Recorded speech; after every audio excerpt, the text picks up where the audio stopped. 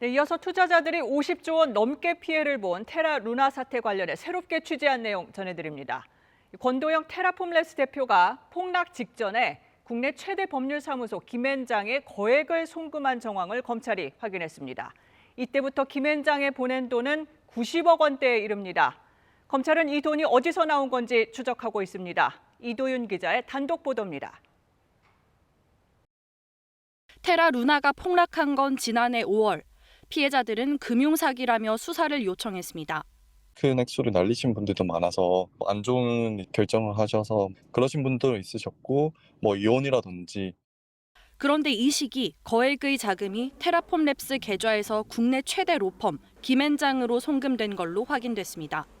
싱가포르에 있는 테라폼랩스 본사의 자금 흐름을 추적하던 검찰이 폭락 직전부터 수차례에 걸쳐 총 90억 원 정도의 자금이 김앤장에 송금된 사실을 파악한 겁니다. 우리 검찰과 싱가포르 수사당국은 이 돈의 원천이 어딘지 추적하고 있습니다.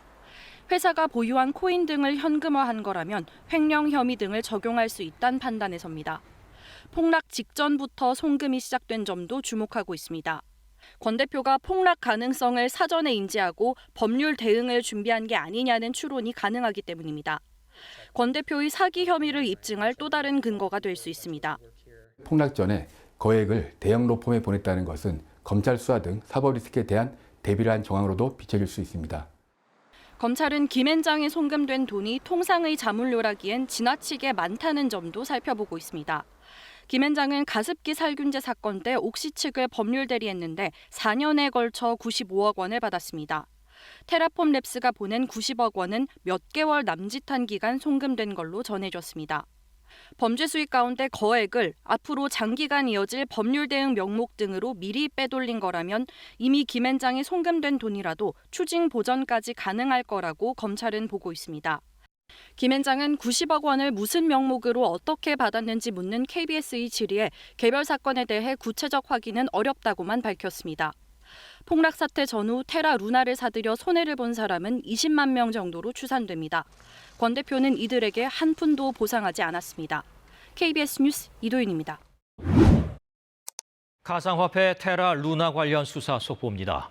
검찰이 권도형 대표와 테라 경영진들이 챙긴 범죄 수익이 4,145억 원에 달하는 것으로 보고 이 재산 감류에 나선 것으로 확인됐습니다. 하지만 추징할 수 있는 권 대표의 국내 재산은 거의 없는 것으로 파악됐습니다. 이지은 기자입니다. 가상화폐 테라와 루나로 투자자들을 속여 거액을 챙긴 혐의를 받고 있는 권도영 대표와 테라 경영진들. 검찰은 이들이 테라로 얻은 천문학적인 수익을 추징하기 위해 국내 재산을 광범위하게 추적 중입니다. KBS가 확보한 테라 사건 관련자들에 대한 법원 추징 보전 결정문 별지입니다. 검찰이 추정하는 이들의 범죄 수익은 모두 합쳐 4,145억 원에 달했습니다. 우선 테라의 핵심 인물인 권 대표가 취한 범죄 수익은 914억 원에 이르는 것으로 추정됐습니다.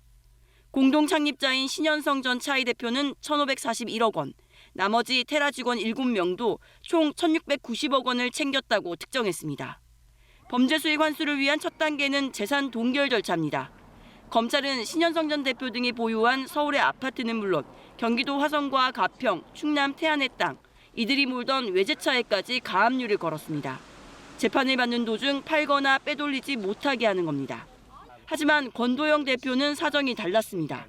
수백억 대 범죄 수익을 거뒀는데도 추징 보전을 할 수 있는 권 대표의 재산은 0원으로 추정됐습니다. 검찰 관계자는 국내에는 권 대표가 형성해 소유한 재산이 거의 없는 걸로 파악됐다고 밝혔습니다. 권 대표는 재산 상당 부분을 비트코인 등으로 바꿔 해외 가상자산 거래소에 이체한 것으로 보입니다. 검찰은 세계 최대 거래소인 바이낸스 등에 권 대표 소유 가상화폐 인출을 막아달라고 요청했다고 밝혔습니다. KBS 뉴스 이지은입니다.